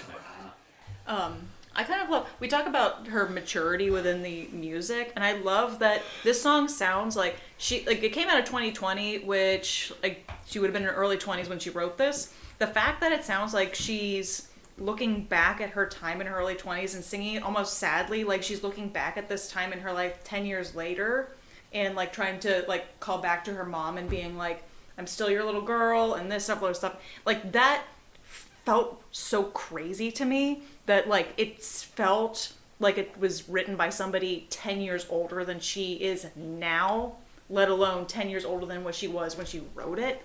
I think the Todd in the Shadows review did say something like that. It is crazy that this sounds like it's not made by the person who did actually made it. Like, somebody in the comments on the YouTube video said that they related to the song by accidentally walking into a gay bar for the first time in a new city, and the queens were very welcoming and stuff like that, and, like, all the gay people in the bar, even though they accidentally came to this bar, she was welcomed for the first time in her life. And to me, that, like, makes so much sense for a lot of songs on this album, especially towards the end of the album. I think we got one more that's going to really feel like that, but the fact that kind of sums it up. And my last little bit is that Victoria Porkchop Parker, who was on the first season and the first eliminated on RuPaul's Drag Race, is also in this music video, and she is Queen. That's it. I need to watch a lot of more music videos in general, but, like, you know, especially off this album here. I think it would color things, but I don't know if it would color things the same way that it colors things for Matt and I. Like, we actually take a lot from those. Like, you'll watch music videos, but I don't think they color the way that you interpret the music like it does for us. In Ryan's defense, I really have only watched, I think, the full video for this song once. Also, I don't think he would know who Victoria is. There's a lot of queens in that video. I did not understand that reference until you just made it. That's so okay. Thank you. Hey, Porkchop. Let's get naked in Manhattan. Let's. Yeah! We could go to hell, but that's probably fine. So this song, it reminds me a lot of After Midnight. I think this song might be a titch better, but not that much. Like, this, I think, lands in that second tier, sort of towards the back half of the second tier. Like, it's a great song, but it's not, like, a great song like Hot to Go or Picture You. This song's pretty good, though, because it does have a playful, sexy vibe to it, especially on the chorus. Mm-hmm. In fact, you talk about this sounding like Touch Me from... yeah, like this song is more deliberate in that regard. I think this one more relates to the Touch Me from Rocky Horror Picture Show. Okay. Yeah, especially considering it feels... another comparison I had, and this is maybe a little bit esoteric, but I don't give a shit at this point. How familiar are either of you with Avenue Q? Not enough to pull all the songs out, but probably enough to get your reference. Okay, because to me, it's like You Can Be As Loud As the Hell You Want without Gary Coleman. Yeah. It's a nice, fun little dance, upbeat song. I really don't have any other moments to add to it. Like, there wasn't a whole lot of standout moments aside from that chorus. And again, it does sort of have that parallel of, Night in Manhattan, and it's a bit more sexual than After Midnight. Like, this might be what happens after midnight. Like, this might be the song released after midnight. That's the whole that's the EP. Like, we only have like 2 or 3 songs on that one. She could get away with it in some millions. But yeah, no, I like the song quite a bit. So, like, the only other notes that I have here about Naked in Manhattan is I'm going to start with the negative and then I'm going to go to the positives here. Like, for me, like, in the pre-chorus, like, I feel like she's missing some notes vocally, but again, not enough to completely tank the experience for me. Shout out to Regina George. I have that written down, and I can't quite remember why. I felt like there was something deeper in that. Like, the fact that the line is, we both have a crush on Regina George. I have to assume it's because it's a reference to, like, being accused of liking girls, and somebody calling that out, and that being a bad thing, and exploring that. For me, I kind of, put this in the song bucket of, Chappell exploring, like her relationships and her feelings for other girls. And, like, this is just another, like, partner song in that. I think if she's pulling it from, I don't think this, since I don't have anything written down here, I forget the full context of it. I have to assume it's just pulling the line and stuff like that. It's not quite as deep as we think it's going to be. I think it's just because, like, I have the crush on Regina George moment sort of thing. I think that's all it is. I think we're thinking too much about it. I don't think this song is a lot of thought. They're not thinking a lot in Manhattan. Outside of those moments, though, I do like the touch me build up, the cascading effect on that, like the call and response that's executed in the chorus, like that's great. And like the overall driving feel of it is pretty solid. And we alluded to this moment earlier in our discussion. The voicemail intro is pretty solid. It adds a really nice touch to the whole track there. But yeah, overall though, it's not a bad track for me. I actually got lost on the chorus. Oh, really? I didn't care for the chorus. It kind of lost me, and I think that's why, like, when I was on my first listen of her stuff, that this song kind of lost me. Okay. It's very, like, late 80s girly pop, which I love, but the chorus didn't quite live up to the rest of the song for me. And I think also in the context of everything else I've listened to, like, it wasn't quite there. But I'll keep going back to this. It's fine. So before we move on to California, Jamie, you mentioned that there's a bottom one on this album. Have we got to it yet? Nope. Okay, cool. So we have a 50-50 I will shot. tell you when I get there. I will not forget to, because you know that Spicy Jamie will be out. Okay. We haven't gotten any spice. We are at, we're not even spicy. We are eating yogurt. With Pop Rocks. Oh. We'll get to a spice level. A spice level 9 at an Indian restaurant soon. Oh, man, I can't wait for that. So the penultimate track here is California. And for me,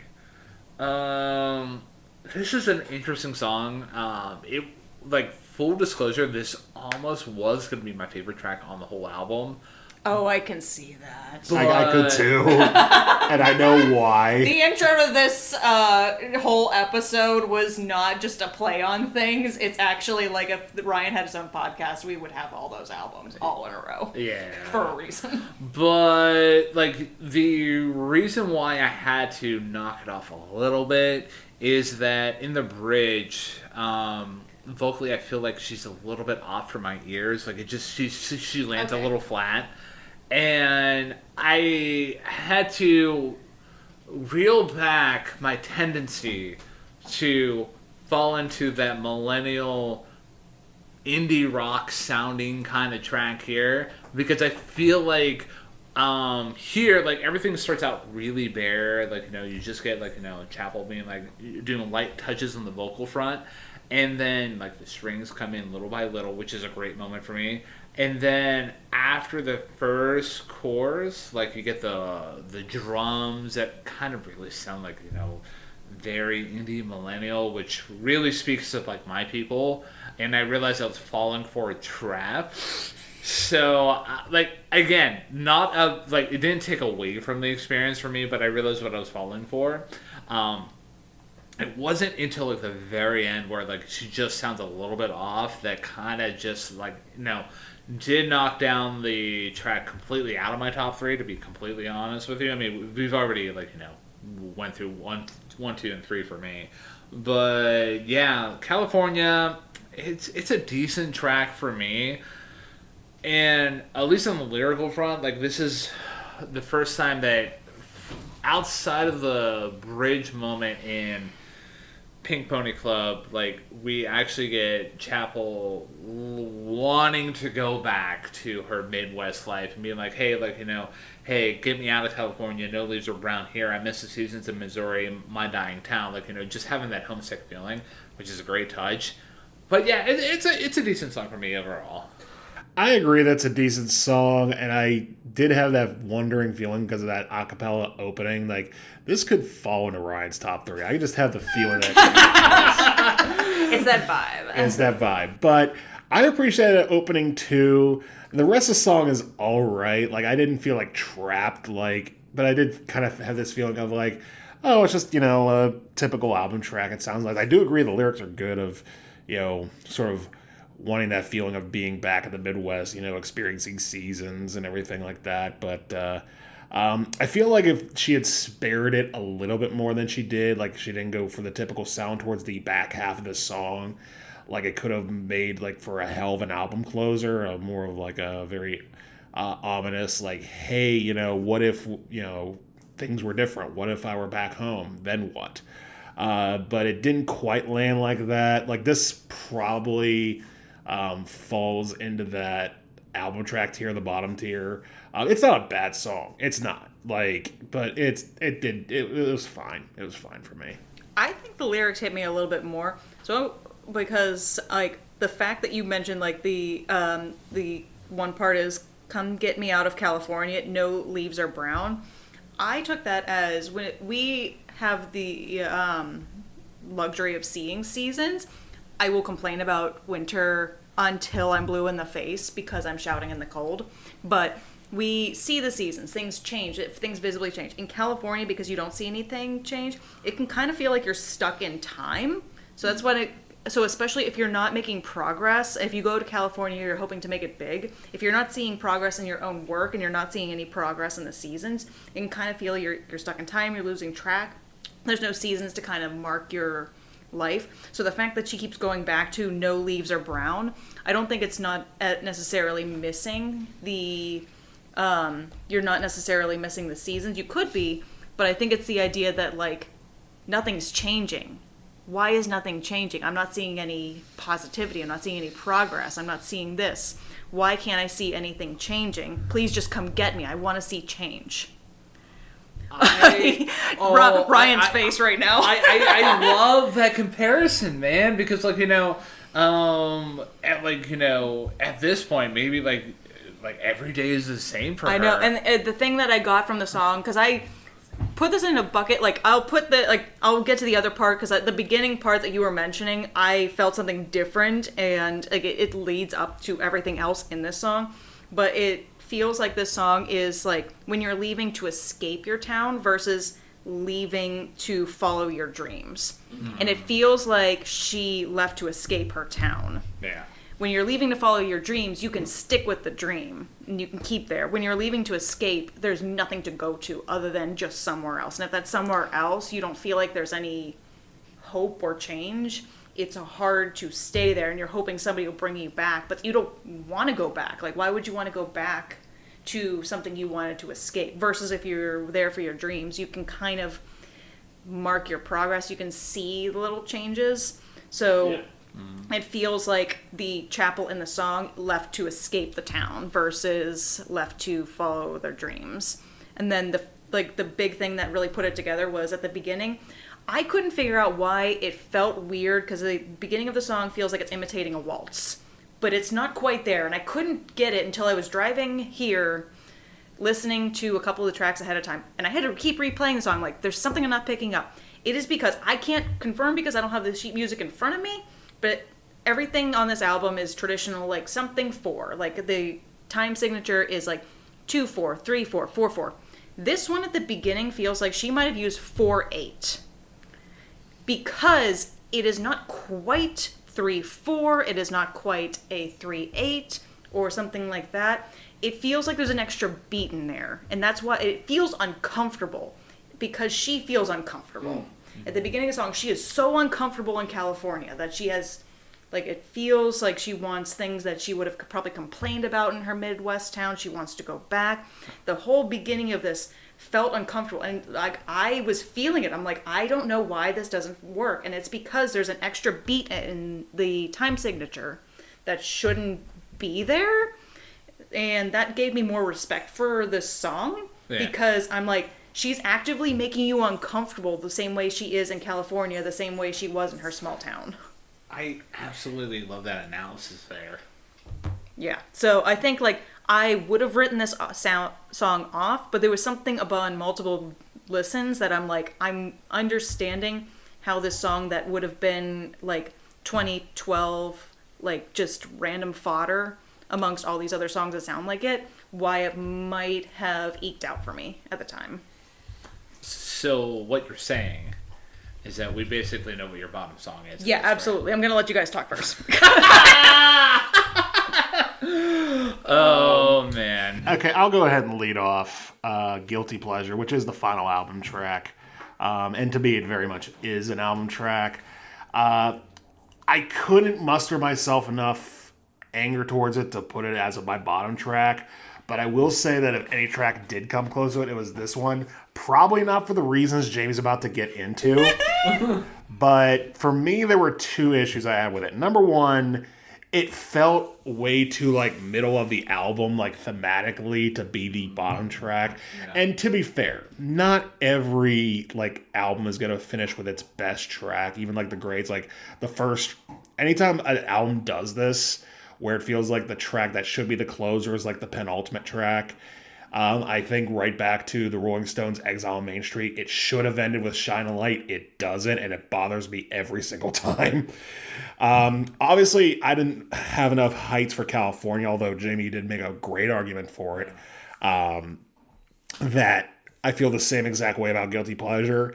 But the other major issue I have with this track, because otherwise it's a decent, fun little like party track, maybe to echo the fact that things don't change, and maybe that's kind of the parallel with California that she's trying to use by putting this song at the very end. But is it just me, or is this track louder than any other track on the album? I don't think it's mixed well. I mean, for me, super... hold on. Let me actually... We listened to, like, I think you and I would have listened to the music video version. Okay. What, for this? For Super Ultra... No. No? Okay, never mind. No, the only time I've listened to that song is on the album. That's... Yeah. Okay. So, like, you know, for me, Super Graphic Ultra Modern Girl, like, felt like a much louder track. Maybe because of, like, how much it reacted to it. I get that, but with this, it feels like that song deserved to be loud. Like, that's a club-ass song. That's supposed to be loud. You're supposed to feel it within your bones and your spleen. Well, I'm so sorry. Not your spleen. Maybe your liver? You have a liver still. But, yeah, no, like, for me... It just felt like this is a song sort of in the same vein as like Red Wine Supernova or Naked in Manhattan, but just felt like it was like 2 or 3 decibels higher for literally no reason than for me to be going, what the hell is this? But aside from that, the chorus is nice. The song's fine. Kind of a whimper to end the album. Could have been my least favorite track, but I can't hate on it that much. I really don't have any other notes to really, like, you know, like, add to here. Like, I do appreciate the switch up that occurs, like, outside of the intro where you have that acoustic guitar and the vocalizations that happen. And the chorus, I like how, like, it builds up on, like, guilty, guilty pleasures. Other than that, I don't really have any other notes. And, like... For me, probably at the end of the day, it's very much an album track for me, where it doesn't add too much to the story, and at least in a narrative sense, again, like, I do recognize this is a pop album, like, not every track, literally one of my favorite tracks is basically a party anthem. Like, it doesn't need to add to the story, but this is another song where it's just like, oh, hey, look at me. Like, I'm exploring what it's like to have sexual desires, but, like, oh, maybe I'm shameful of them. Like, it doesn't really add too much to it. But yeah, again, like I'm with this song here. Like I do appreciate the songwriting moments that happen in here, but as an overall package, it just without those moments, it doesn't do enough to stand on its own. So much like this song, Jamie, I'll let you raise a couple decibels on this. Cool. So, when I look back at, like, I listen to everything from YouTube because it's just my platform of choice for listening. So when I look back, the only 3 songs that I apparently had not listened to before were Kaleidoscope, California, and Guilty Pleasure. I'm kind of glad I didn't listen to California before, because I don't think I would have had the appreciation that I do having to break it down. And Kaleidoscope, I don't know. But all 3 of those titles are titles that, for me, when I see certain titles on people's songs, no matter who the artist is, I just think, I'm skipping this. I don't know if there's anything about this song that I'm going to like because you chose that title of that album, or the title of that song. And those 3 were, like, anything with California in the title, especially in modern times, I don't think there's anything that I'm going to get out of that. I'm glad I did get something out of this song because it was a little bit different than just, like, getting lost in California and, like, stuff like that. Kaleidoscope, I thought it would be cheesy. It is a little bit cheesy, so I wasn't wrong, but it wasn't as bad as I thought it would be. This song is every reason why I skip most songs with Guilty Pleasure in the title. It's not a title that appeals to me. There was nothing redeeming about it. I put down that it's basically like the equivalent of when I crave an Airhead. I eat a lot of candy. I think I want it. I think I had a really good experience as a kid, and I eventually eat that candy, but it's basically okay.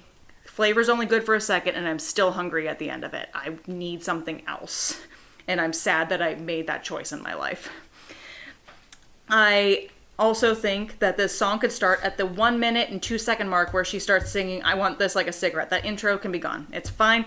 When she becomes a little bit more mature and maybe she Taylor Swift's everything and re-records everything when she's in her 30s, she can maybe rework everything, but I think that she could get rid of the first minute of the song and nobody's going to miss it. And the chorus is basically how I felt on a lot of Sabrina Carpenter stuff that I had angry thoughts about, that it could have been better. I don't know where she got it. She probably listened to something and thought she could do it. Maybe like an album track off of something like the Cranberries. Like, I don't know why I'm dissing on the Cranberries. They're good. It's fine. It's fine. But like some late 90s girl rock shit. Like, say, she probably listened to some of that, thought that she could do some of those chords, some of her sad girl chords were going to be fine. She is a much better vocalist and a much better songwriter than the song gives her credit for. If I was remaking the album, which I'll talk about, like, my reordered album for different reasons later, I don't actually have this on this. I don't even have it in parentheses if you would want to include. I just was like, nope, don't need this. It's fine. Nope. This is fine. It's not a guilty pleasure. There's no pleasure, and I'm not guilty about it. I love you. Oh man, like the way that you ended off that discussion there, like it's so like, you know, Yeah. like, you know. My only final note about this is that, yeah, I feel like she could do better. In fact, the fact that she sounds like an artist that she's doing better than right now and probably would do better than in most like matchups. Because I kind of thought about Katy Perry listening to this song, and that's not a compliment. Oh, I know Which your album, Katy Perry? For him, it's all. It's just one lump. Doesn't matter. It's actually Katie Hudson, her Christian album that she released. Oh, Catherine Hudson. Oh, not her government name. Oh man. No. Now this is, yeah, it's again, it's not bad enough for me to say it's the bottom track, but I kind of understand where you're coming from, Jamie. Like, she could have done a whole lot better with this track. I think it's just disappointed. Like, it's disappointing. I've been championing Chappell for years, even before she got caught in the mainstream. And when I found out that this was in her discography, like, she has a song from 2017 that I really like far more than this. And that 2017 one is cliche for the time. Yeah. And I would still pick that over this. What is that song? I have no fucking clue, but I feel like I remember her either being water or a dolphin in the thumbnail. If you go to her YouTube channel and put from oldest first, it's one of the first things that pops up. I just love that he asked you that and you just came up with that giant sentence. I'm thinking that could be like a Panic at the Disco title. I feel like that would honestly be something that she would make up anyway. That's probably her next music video if that's not the music video of her thing. I will actually look if we want to hang in there 1 second. But that's future Chappell Roan. As far as present Chappell Roan, that concludes the... Oh, Good Hurt. I'm sorry. Good Hurt. She is not in... Some background looks like water, but she... Oh, she is in water. Oh, is she in water? I'm not clicking on it. Nope. Keep going. We have climbed the mountain. We have discovered the rise and fall of a Midwest princess. And... we did it. We did it, Joe. We did it, yeah. Yeah. Yeah. We discovered what it means to be a Midwest princess, like you said. Yes. So I'm gonna go first with Okay, cool. my overall thoughts, ratings, and opinions about this album. So for me, this was a pretty awesome pop album for me to really dive into. I know I recommended it after doing Short and Sweet, and I don't remember what I gave that album. I do. You gave it a 6 out of 10. Okay. Keep that in mind here. So, as a reminder, I don't rate the album, so I won't be part of this. I only remember that because I'm pretty sure that's like one of the 3 or 4 albums that we disagreed the most on as far as like number rating. I think it was that, Springsteen, and Public Enemy were the 3. Okay. So yeah, for getting back into my overall thoughts about this album, Chappell's ability to compose just such great songs with that really exists well within the genre. You get those big amazing choruses, but you also get really great lyrics in songs Casual, where you're really exploring the mindset of somebody going through that kind of relationship. It only really highlights her ability as a songwriter. The big songs show up big time here. They do their job perfectly. Pink Pony Club, Hot to Go, and Karma Is My Kink. And then for me, it was awesome finding deep cuts Casual, Coffee, and Super Graphic Ultra Modern Girl. I did note that I did have some minor issues with the moments vocally in Kaleidoscope and Naked in Manhattan, but that didn't take away from the experience for me that much in the whole album listening for me. So I'm going to give this album a solid 8.5 out of 10. So... you mentioned Sabrina Carpenter's Short and Sweet. You gave that a 6 out of 10. I gave that a 9 out of 10. And after my first listen of this album for this review specifically, I listened to that album again. And I realized I might have given that album too high a mark. I still think it's a great album. I think it's worth its flowers. I think it's... a phenomenal album, especially for the pop scene, and definitely describes that sort of high school nastiness that is seen in a lot of media. But I'd probably maybe knock that back down to probably no lower than 8. Probably give it an 8.5 instead of a 9. Because there was at least one bad track on there, which was Bedchem. Get that off the top 40, please, by the way, if you're listening. Then you had Brat, which I also gave a 9 out of 10, but that had at least 1 or 2 songs I didn't really appreciate. I mean, I didn't hate them, but they were definitely not the same standard as the rest of that album. I could not find one song on this album that I thought was that bad.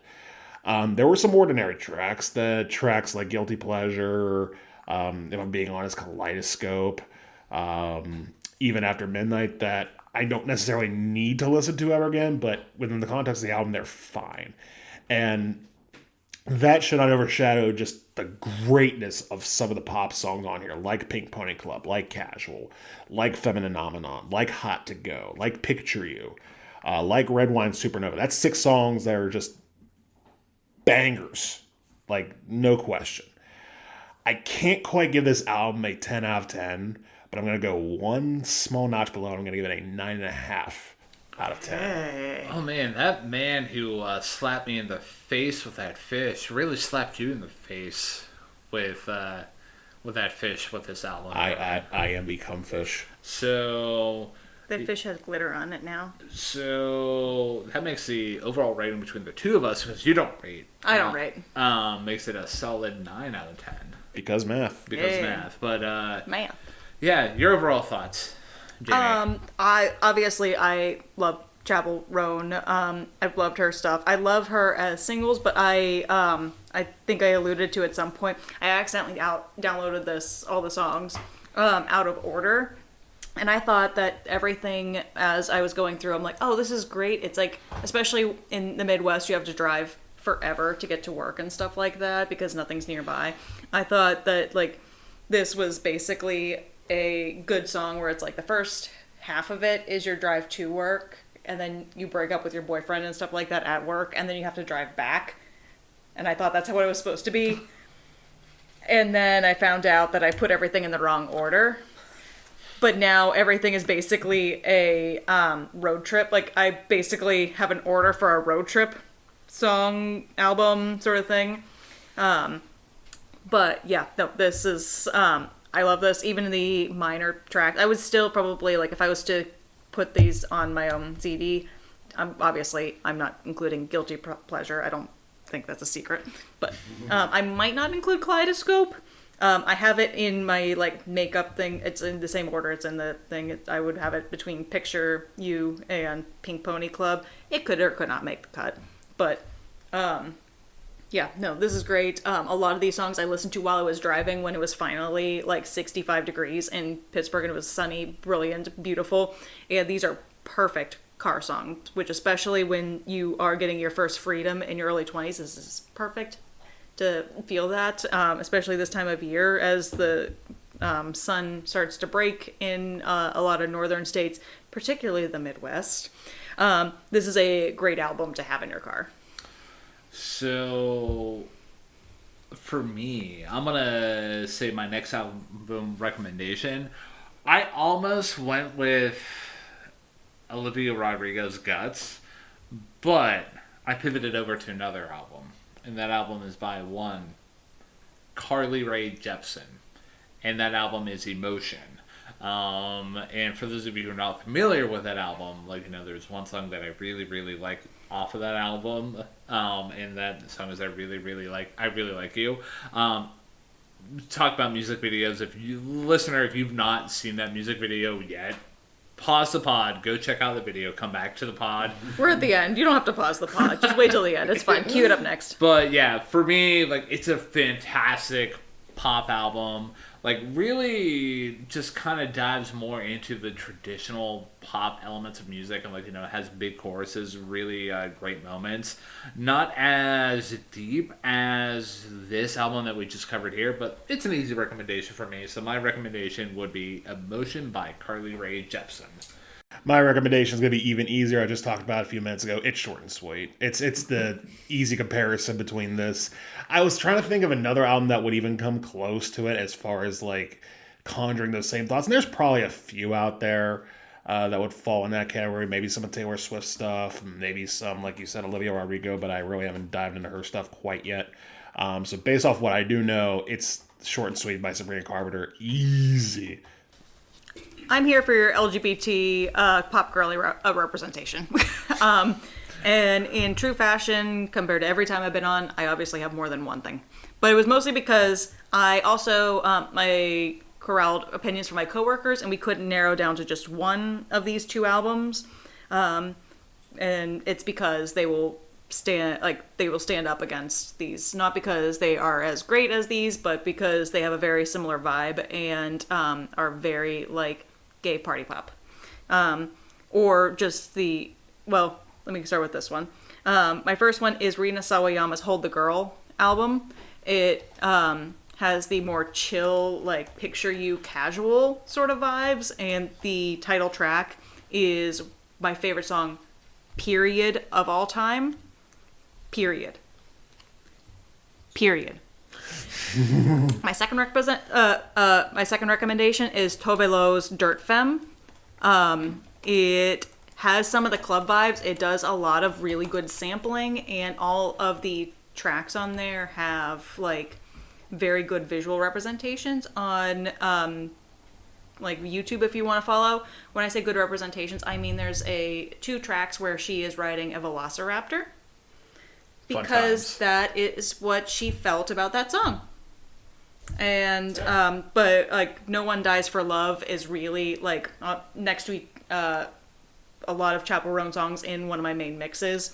And To Die For, another good one from Tove Lo. But yeah, both of those albums, very high recommendations if you want to go down the LGBT pop girly rabbit hole. So, ladies and gentlemen, if you've experienced the rise and fall of Midwest Princess by Chappell Roan and you are looking for some next album recommendations from all three of us, I recommend Emotion by Carly Rae Jepsen. Matt recommends Short and Sweet by Sabrina Carpenter. Jamie recommends Hold the Girl by Rina Sawayama. Wow, I've had some drinks, so...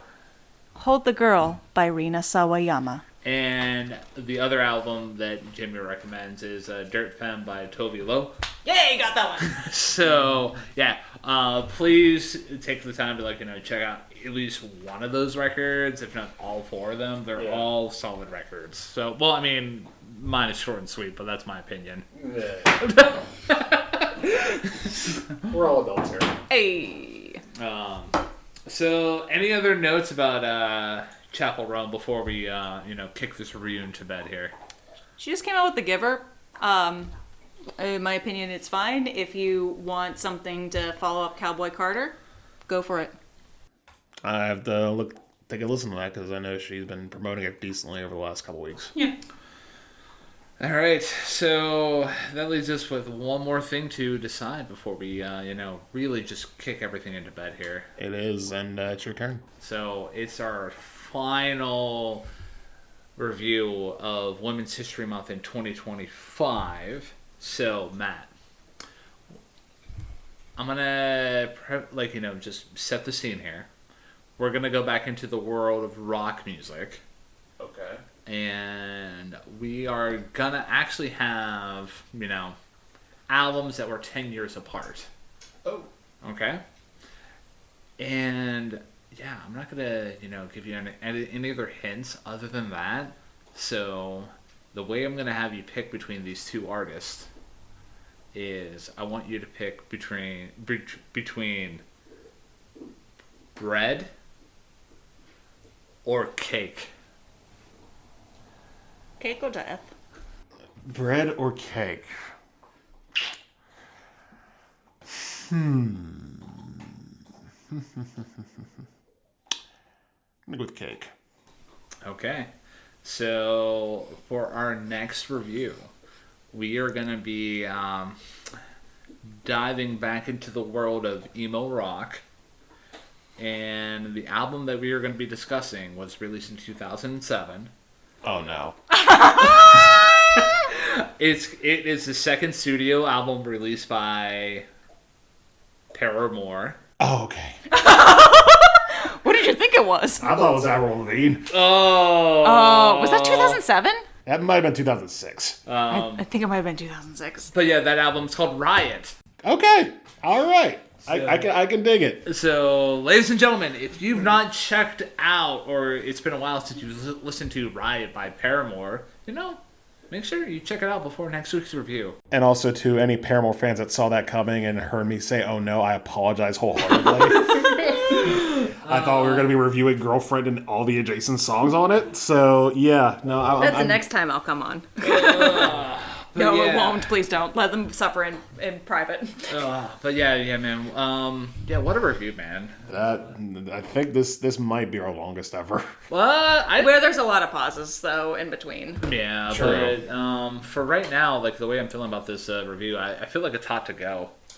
Well, you can feel about that being knee-deep in the passenger seat. Well, you can just end this fucking song with a fucking end!